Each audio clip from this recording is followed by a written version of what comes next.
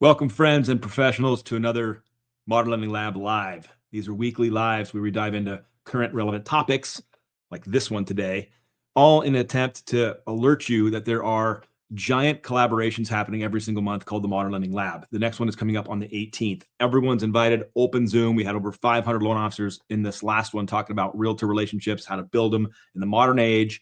This next one, we're talking about how to master the post-close experience and your CRM, which I know you need. Come on, you need it. How's your post closing? Not good? All right, don't worry about it. But let's get into a fun conversation today around a toxic personal brand. Now, before we start, here's the baseline. You have a personal brand. You have a digital reputation. It is there. It is out in the internets. I can find it. I get your name. I look you up. That's your personal brand. What I experience on the internet is your digital personal brand. Now, if you've done nothing, then whatever's there is what I get to have as my first impression of you. So that's problematic for a lot of us who are in sales, or a lot of us into relationship sales building like processes. Having nothing show up when people look at you is a bad personal brand experience. Not toxic, but it is definitely bad. So for those of you who are like, Alec, I don't need to pay attention to this avoiding a toxic brand, personal brand. I don't even care.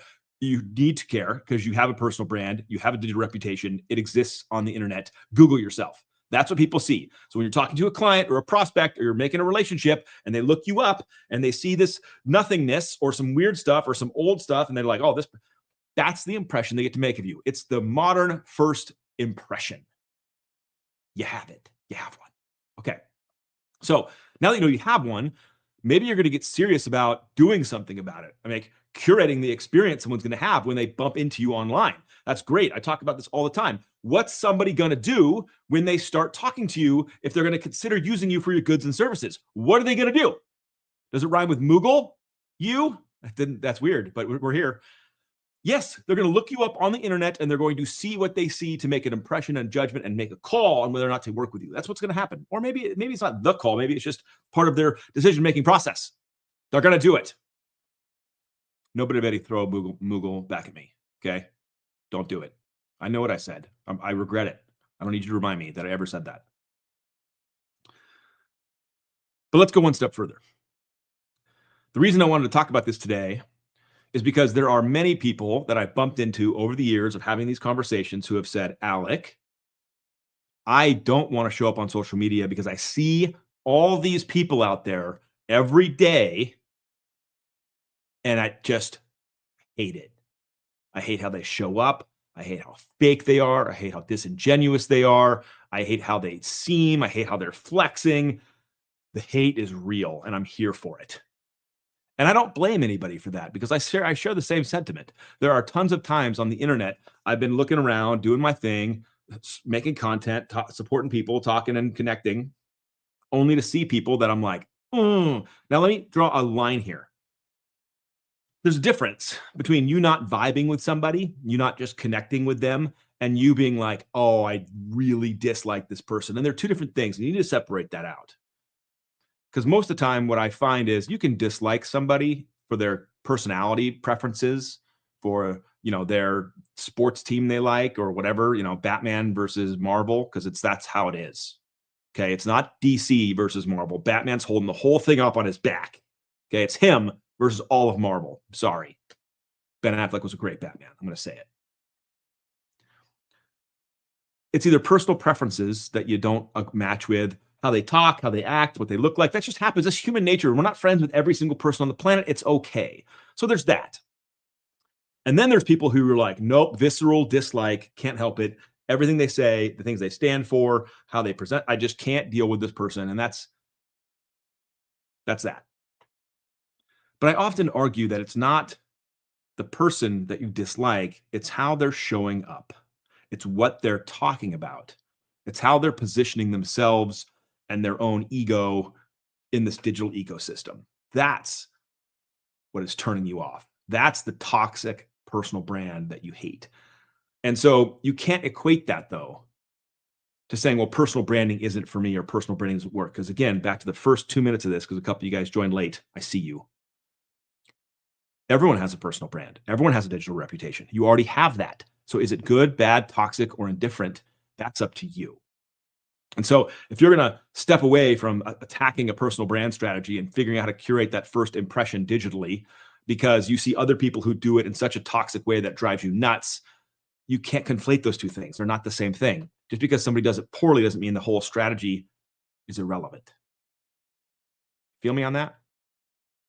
So what are the toxic things that we need to be avoid? What are the things we need to be paying attention to? What are the things that we need to draw awareness from so that as you step out and decide to put out content, a message, a video, an article, share something, an opinion, how do you avoid becoming toxic? And yes, I chose green for this. You're welcome. Toxic green. I know, huge nerd. So I believe that what makes a brand, a personal brand, toxic is the place that they're coming from in order to deliver their message. Let me extrapolate a little bit on that. Get out of here. Notification. Well, we already know the stuff that drives everybody nuts. Let's just talk about the humble brag. The humble brag or the straight out flex. That's a toxic strategy. You see, because when you put out content to show the world that how good you look, how amazing you are, you're putting the spotlight directly on you, which I know is an irony because now the camera's directly on you and we're going to try to just pull out the two, but it's from the position that you're standing in when the camera turns on. For people that are posting about their fast closing, their new listing, their amazing turn times, how great they are, how amazing they are, their own customer testimonials, that's a huge humble brag flex, and the attention is solely on you. Why do we think that wins? Is really the starting point of this conversation. Why do we think that does it? Because if somebody really wanted to decide if they're going to work with you, they'll go look up all that stuff. They'll go find your testimonials, meaning you should have testimonials. You should have people raving about you on the internet. But when you share it, it's disingenuous. When you say, look how fast I closed this loan, what does that mean for somebody else? All they see is you talking about you.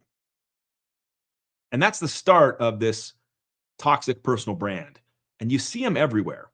People who have forgot their center, forgot who they're the reason for their personal brand strategy, who have just turned into kind of mini web celebrities who are trying to make themselves pump themselves up. Those people have lost the path and they're becoming toxic.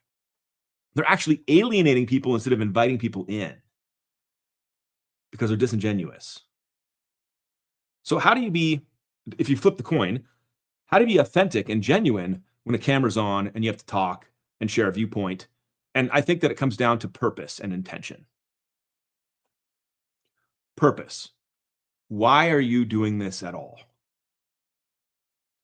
I firmly believe that if the goal is to get more leads or get more business, then you're not going to have the length, the longevity to sustain a brand over the years. Because in my opinion, you have to have a purpose that's a little bit deeper than that, which goes back into the question I always ask, which is why are you in the business you're in? Why are you in this business? If it's to exit, if it's to close another deal, you won't have the strength to carry through the mountains and the valleys. But if it's to serve other people, truly, I think you can find the stickiness to come from a place of genuineness and the power to stick with something over a long period of time without the instant gratification, if that's your intent. Think about that. Challenge it in your own mind. I think the root of most toxic personal brands, of the people we see on the internet that immediately turn us off, I believe the root of that is coming from their intention and their purpose when they show up on the platforms. Is it all about themselves for views and likes and shares and follows? Is it all about their business so that they, them? Or are they actually up there to help other people? Let me give you another example of something that I just love about this, where a personal brand actually shines through. Do you remember how much hate we gave people who were dancing on TikTok? Hate. Any of you still feeling that hate? I love it. It's the dark side. We didn't like it for the same reasons I've been layering in for this last 9.5 minutes. We didn't like it because it was disingenuous. It was for likes and views. It was for their own ego. It was thirst trappy. It was all the things we didn't like about it. And so I used to absolutely crap on that as a strategy. I'd just be like, you're just chasing trends. You're looking for clout. You're looking for going viral. None of that's going to help your business. It's not real. And then I bumped into Grandma Nat on TikTok. And Grandma Nat is a realtor and she's dancing. But here's the hilarity of this whole thing. She's dancing to like 90s, early 2000s, like party mix, party rock.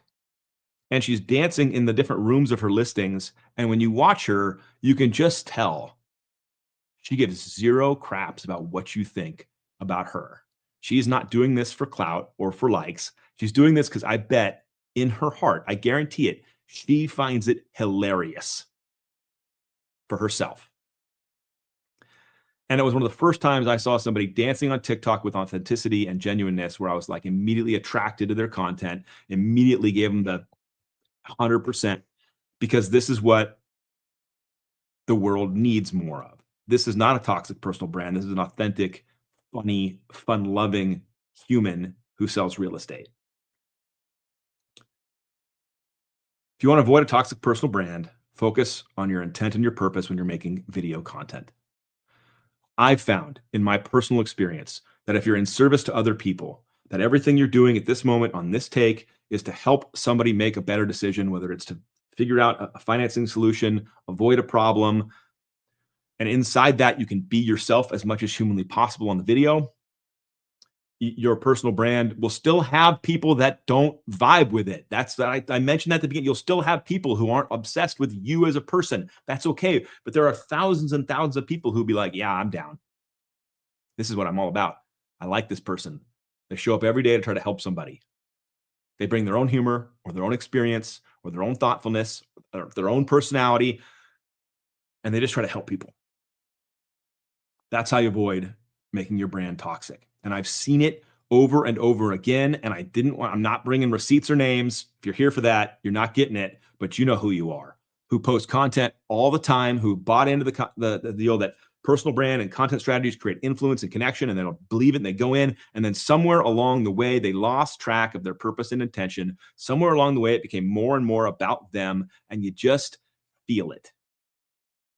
You feel it through the lens, the screen, whatever. You feel it. And then when you start to unpack it, you go, what happened? I mean, this person was so on fire. Now every time I see them, I've muted them. I can't handle it anymore because it's all about them. That's the toxic personal brand. Toxic because it pushes people away from the things people are trying to accomplish. It's a magnet. It's a polar opposite. It's really detrimental to what a real personal brand does, which is draws people in, creates connection, creates attraction.